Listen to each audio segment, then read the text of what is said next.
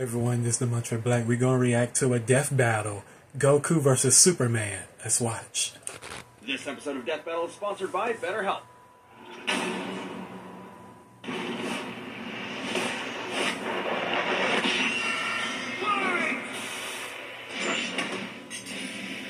Son Goku, Superman.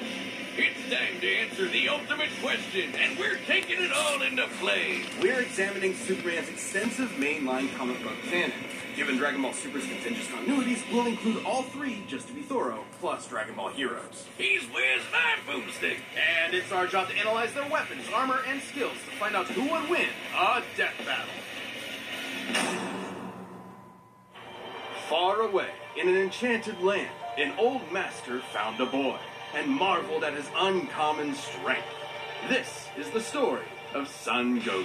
Chances are, if you've watched some localized anime, you can thank this guy. Inspired by martial arts films and his wife's interest in Chinese culture, Akira Toriyama crafted the story and the character that would define generations to come. Dragon Ball! Kakarot was born a low-class Saiyan on the planet Vegeta, narrowly escaped its destruction by Frieza, and was raised on Earth by happy old Grandpa Gohan. Not just raised, but trained. Gohan began Goku's teachings in martial arts, which he would find to be his true calling under the guidance of Master Roshi. Specifically, he learned the Kame-sen and Ryu style, which focuses on discipline and tenacity, both of which strongly define Goku's character. The more he learned, the more he wanted to improve. This little low-class monkey boy would prove that hard work and dedication can beat raw talent. Within just a few years, he was so strong, the only worthy teachers left were gods.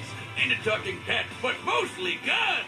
When you're training to dodge lightning, you know you're a few leagues over everyone else. He did have a slight advantage. Saiyans are naturally superhuman. They also take Nietzsche's famous words, "What doesn't kill you makes you stronger," very, very literally. It's almost unfair how much of a boost in power they get after they're hurt. While Saiyans like Vegeta may have abused this trait, it suits Goku. No matter how many times you knock him down, he will get back up, stronger than before. It helps that he knows so many cool combat moves, like the Kamehameha! An incredibly powerful technique that focuses one's ki into a single point for a devastating beam. So challenging, it took Roshi decades to master, but Goku got it in like 5 seconds. It's incredibly versatile, with over 50 different variations.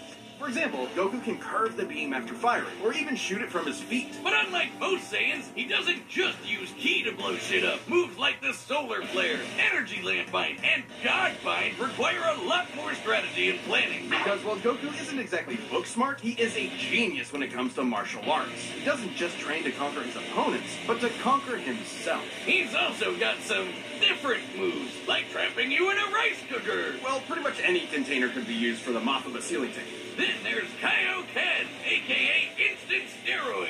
Goku's multiplied his power by 20 with it before, and in a movie, he even got it up to times 100.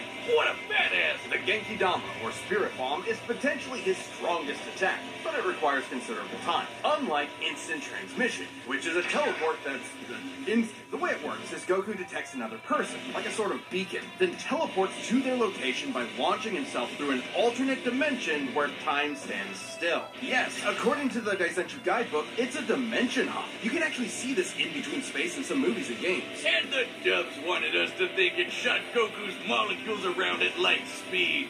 Silly English. The dubs did more than that. In fact, early dubs of Dragon Ball Z tried to rewrite Goku as a Superman figure. Even his famous speech on Namek about being the light in the darkness was originally about him coming to terms with his Saiyan heritage, accepting his anger and pride, avenging his people by defeating Frieza, and declaring himself the Super Saiyan. Hell yeah! If there's any scene that deserves the word epic, it's when he went gold. Super Saiyan and its sequels all have official power multipliers, but they threw us for a loop by turning Goku into a god. Super Saiyan God certainly changed things up. Goku gained Divine Ki, a pure form of ki unspoiled by mortal hands. Unlike normal ki, it can't be detected and appears to have healing properties. Kinda like Senzu beans. Did you know one Senzu has so much healing juice it can regenerate a person's lost limbs? They're missing out. God Goku reached a level of power that could compete with the greatest of deities, nearly shattering the whole universe with a single clash on his first go. Dragon Ball's cosmology is unique. This model is said to be an accurate depiction of universe 7, but there's a wrinkle there. When all of humanity went to heaven, Because Boo went Boozer. Fidel commented that heaven is just as large as a universe, and the Daizenshuu backs her up. And, that's heaven. Big planet. So let's scale things up with that in mind. Doing so would make Universe 7 over 1,500 times larger than our own observable universe. And Goku could destroy that much the first time he went God. And he didn't lose that power. He learned how to use it even better, even in base form. Now, imagine how much stronger he became when he stacked Super Saiyan on Super Saiyan God and became Super Saiyan Blue.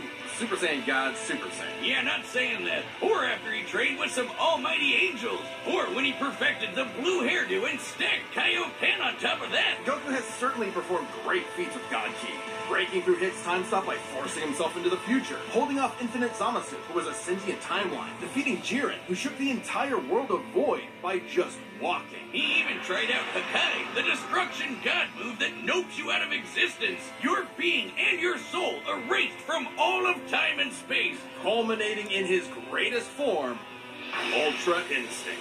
Chrome Goku isn't a normal transformation, it's a state of mind. Ultra Instinct is the highest peak of martial arts, subconsciously making optimal choices because you're in the zone.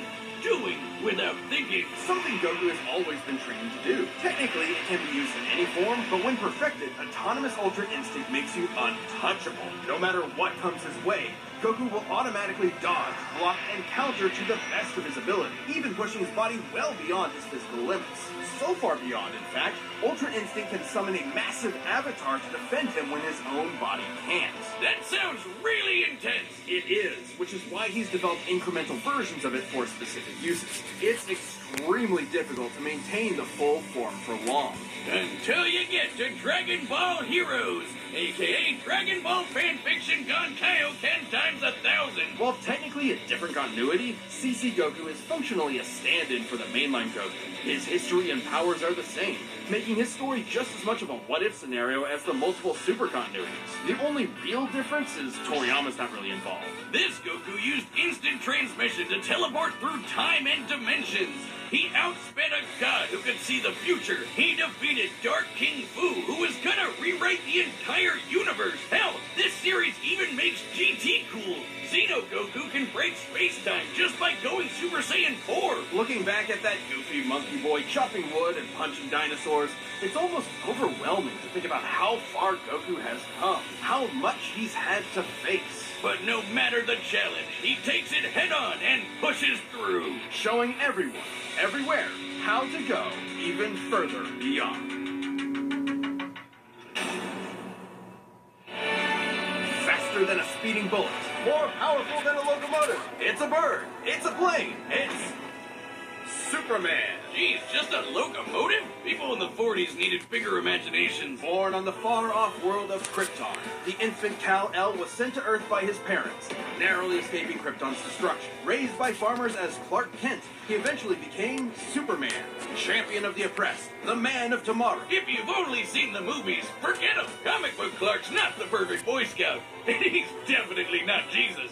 Wait, weren't the guys who made him Jewish? Jerry Siegel and Joe Shuster were sons of Jewish immigrants and grew up in a time when anti-Semitism went largely unchallenged. And then that ugly mustache showed up. Understandably seeking escape from some truly terrifying horrors, the pair created Superman to be a simple solution to overwhelming problems. A hero who could defeat any evil by just punching it. Hell yeah, that's how I live my life. After almost 9 decades, Superman has been many things. At the core, his story is one of a refugee, a child who lost his home, left to the mercy of alien people. This new world accepted him, raised him, gave him a new home, because helping others in need is the right thing to do. That's why he became a superhero, the first superhero. Everything's gotta start somewhere, but he was the first one to really take off.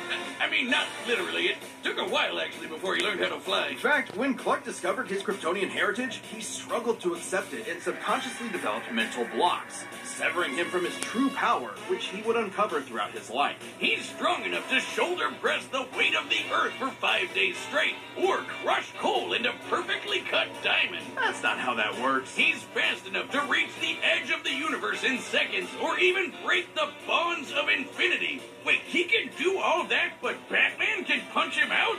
Really? You're probably thinking of Elseworld stories outside main canon like Dark Knight Returns. It's a good question though. Superman's powers have fluctuated over time for a variety of reasons. However, for Death Battle, we take the characters at their best. Yeah, like how his breath is so powerful he can sneeze away a solar system or blow air cold enough to freeze ghosts. Speaking of, his X-ray vision doesn't just see through walls. He can see through your own body and mind to examine your soul. And yet, he can't see through lead. That's okay, though. He can just burn through it with his face. Since he gets his power from the yellow sun, his heat vision burns with the fire of a star. And if beams aren't enough, he can blast it out of his whole body for a super flare. It used to totally drain him, but he's learned how to control it. Simply put, Superman's powers defy physics. My favorite examples of this are when he rebuilt the reality-warping Miracle Machine from memory, or punched Brainiac so hard every version of him felt it through all of time, or when he gained 10 years worth of medical training through only 5 minutes of reading, and then successfully performed lung surgery. Nice. My favorite example is when he smelled brownies in North Dakota from orbit. Even beyond his powers, Superman is no novice when it comes to the intricacies of battle. He's trained in Kryptonian martial arts, which uses G, or as they call it, Triar. He even got summoned to Asgard to fight demons with Thor for 1,000 years. Superman can resist being erased from existence, such as tanking Darkseid's Omega Beams. Even Retcon and the Time Trapper, both of which hijack and alter timelines, can't touch him. Not because of his powerful mental defenses or healing factor, but because he's a cosmic linchpin in the greater metaverse. Timelines literally revolve around him. But let's address the S-shaped elephant in the room. You may have noticed we've covered a variety of Superman eras. Superman, and DC Comics as a whole, have gone through multiple retcons. Golden Age, Silver Age, Pre-Crisis, Post-Crisis, New 52, Rebirth, and so on. It would help to know which one is the main Superman, right? Well, they all are. Yeah, the latest reboots basically said everything in the main series is kinda canon, even when he had wacky powers like changing his appearance with a super muscular control. Ew, I guess he can still phase through almost anything, even people. Look, if you really dig into it, this isn't new. Plenty of characters have recalled events from supposedly retcon timelines before. Yeah, post-crisis suits did start as less powerful than in pre-crisis, but that was because of the mental block. Though he's not a complete composite, there's so many other Supermen out there. Future Superman, Big Robot Superman, Commie Superman, Dinosaur Superman. There's a bunch. Still, this new canon has affected his abilities. For example, he and other Kryptonians can effortlessly travel through time. And while Superman's powers stem from the Earth's yellow sun, exposure to a blue star increases them even further. In fact, upon visiting a white star, he attained a whole new level of power. When that old baldy Lex teleported him to another galaxy, Superman just popped back up, saying space-time has lost its meaning for him. He really just said that. Remember, Superman defies physics. Like when he used heat vision to restart the universe by making an all-new Big Bang. We've seen that his universe has a radius of at least 100 trillion light years, but we can calculate a more exact figure. The DC universe is 15 billion years old, and expands at 60 trillion light years per half second. This means its radius must be over 50 non-million light years across. What? That's 31 zeros, and Soup helped make that happen. Well, about 1/5 of it. That's still immense power, but if you want something bigger, here's the Anti-Monitor blasting Golden Age Superman with all the energy of the antimatter universe. And then Superman, Punched him so hard it kickstarted another one of those reboots. Now, Superman does have weaknesses. There's kryptonite, of course, and exposure to red starlight can fade his powers over time. Not all at once. He has been able to move planets around while under a red star. So... And everyone knows Superman can't deal with magic. But it's more accurate to say he doesn't have any special resistances to it. He's defeated plenty of magic users before, even Shazam. Superman challenges the idea that absolute power corrupts absolutely. He's the goodest good guy of them all, but there is nuance to being good. Even if he is the ultimate power fantasy, unstoppable and incorruptible. Such as when he took on the World Forger, one of the most powerful reality shapers in all of creation. Who was in the sixth dimension, crafting a whole new multiverse to replace the one Clark calls home. Who's gonna stop him? Superman could, and the Forger knew it. So he was trapped on a world with a sun so distant he could never escape. Or so the Forger thought. Instead, Clark found the strength he needed to fly at that sun, dip through a ton of stars, KO the World Forger, and shatter his new multiverse with a single punch. Because that's Superman, a simple solution to overwhelming problems. He's the kind of person to save a cat from a tree, answer Christmas cards from strangers, and tow hundreds of planets to a new galaxy all on the same day. What's not to like? Truth and justice has no better champion than the Man of Steel. This episode of Death Battle is sponsored by BetterHelp. Wiz, it's getting to be the holiday season again, and I just know Mama Boomstick is finally getting me that new dune buggy I've been drooling over. What's gonna be stuffed in your stocking? A couple undiscovered elements would be nice, but the holidays are also about giving gifts to yourself. Maybe that means giving yourself a break during this busy month, or treating yourself when you have the time. And in anticipation of a new year, sometimes that means therapy. Therapy can be super helpful year-round, but especially during this season, the holiday blues are no joke. If you're thinking about starting therapy, consider giving BetterHelp a try. What's great is that it's totally online, so it's super flexible with your schedule and convenient. All you have to do is fill out a brief questionnaire and get matched with a licensed therapist. And if it isn't a perfect match, switch therapists at any time at no additional charge. Visit BetterHelp.com/DeathBattle today to get 10% off your first month. That's BetterHelp, HELP.com/deathbattle.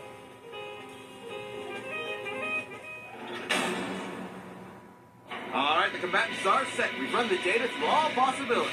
It's time for a death battle!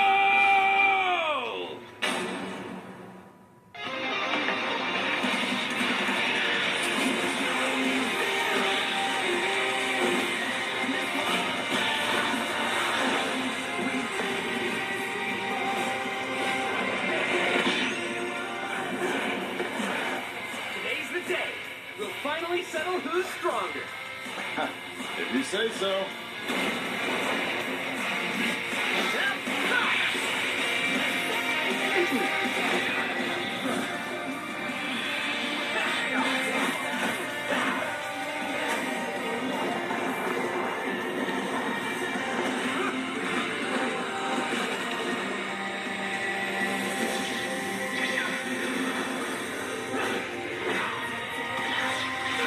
You're going back.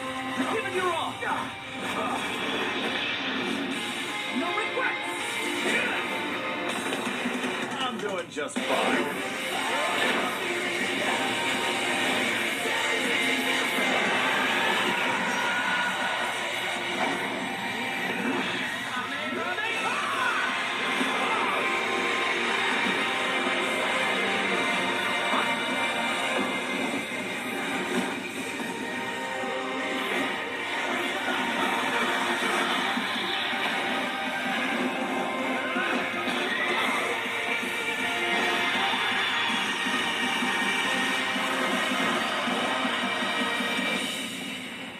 Oops.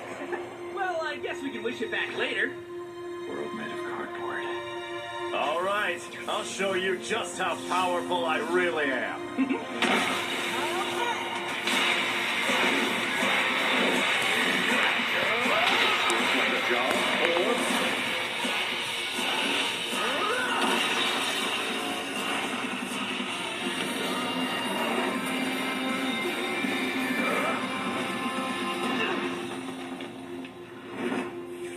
Well, what do you think? That was awesome. Nice suit. Oh, thanks. Kryptonian fabric. My mom made it for me.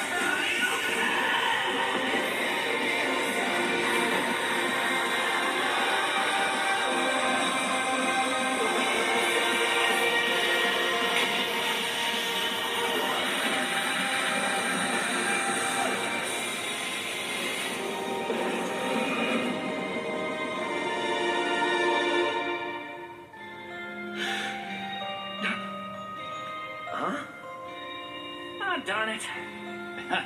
Almost had me there. That was actually pretty fun. Yeah, it sure was. But I'll be stronger next time. I look forward to it. Let's go again. You're on. KO! That's it! The final, indisputable answer!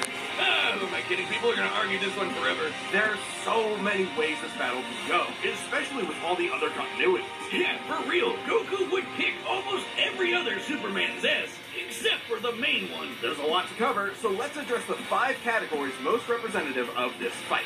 First up, strength. Both could hit hard enough to break or make their whole universe, or take it in stride, like when Superman got smacked by the whole antimatter universe. At most, Dragon Ball's universe is 1,505 times larger than our own. But based on the DC Universe's officially established age and rate of expansion, it is 1.6 bigentillion times larger, over a novemdecillion times more than Goku's. At some point you reach a number high enough that it just doesn't mean anything anymore. Anyway, Goku's obviously gotten stronger since the Beerus fight, even by billions or trillions of times. He's defeated Jiren, Broly, Moro, and Boo. But even if we highball Goku by quadrillions or quintillions of times, the gap is just too much, especially with the World Forger feat. Not even heroes can beat that. Superman takes the edge in strength. But strength isn't everything. Let's talk speed. Both are obviously way faster than light, but Superman crossed that mega-sized universe of his in seconds and flew faster than infinity. Makes sense, he can keep up with the Flash, whose speed is so ludicrous it's unquantifiable. Don't count Goku out, though. Flying across the entire afterlife in base form and outspeeding Eos's future sight takes some crazy speed. Fighting Zamasu as an omnipresent merged timeline also implies immeasurable speeds. That, combined with instant transmission and ultra instinct, could probably keep up. Maybe. Quantifiably, Superman is faster, but both are immeasurable.